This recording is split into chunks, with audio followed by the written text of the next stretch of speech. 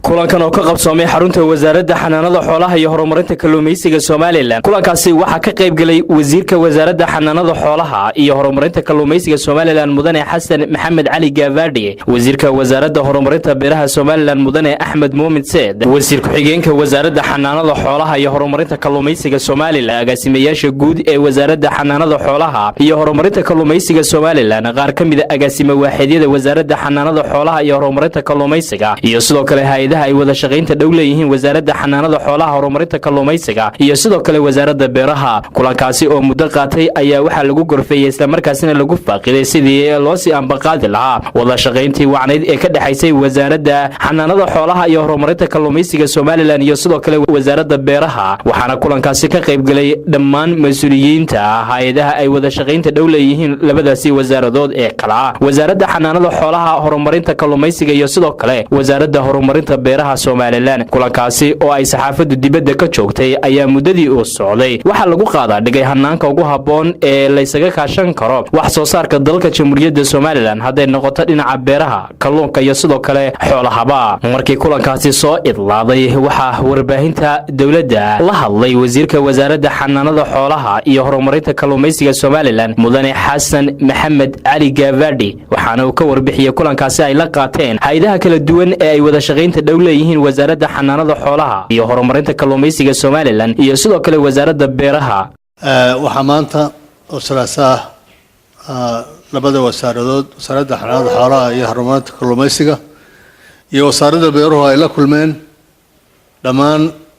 hay'adihii ama intoodii badnayd hay'adihii la shaqayn jiray labada wasaaradood ee kala shaqayn jiray wax soo saarka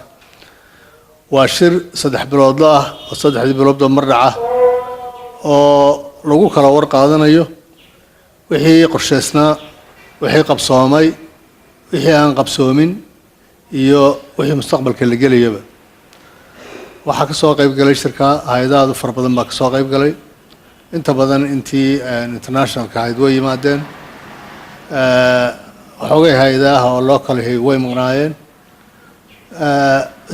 wuxuu ka koobnaa marka hore isbarasho siradan cusub iyo hay'adaha ku shaqo leh waxaan ku raahday ama gacanta kula jira shaqooyinka labada wasaaradood ay leeyihiin iyo xog waraysiga waxaana laga warbixiyay cid waliba waxay qabanaysay iyo waxay ku jirtay waxaana laga ballamay wixii dambe mustaqbalka sidii looga wada socon lahaa si fiican buu shirkaas u dhacay wixii go'aamaha ee ka soo baxayna waxa la gaarsiinaya cid alaale cidii ay khusayso oo ka mid ah hay'adaha iyo wasaaradaha wada shaqeeya waxaan jecelahay haddaan nahay labada wasaaradood halkan waxaan ku raahday ku midaysan wax soo saarka in aanu si dhow ula shaqeyno hay'adaha caalamiga iyo kuwa maxalligaba ah ku hawlan waxyaabaha dastuurka uu noo siiyay haddaan ka wasaarad ahaan aan u xilsaaranahay inaanu ummadda aanu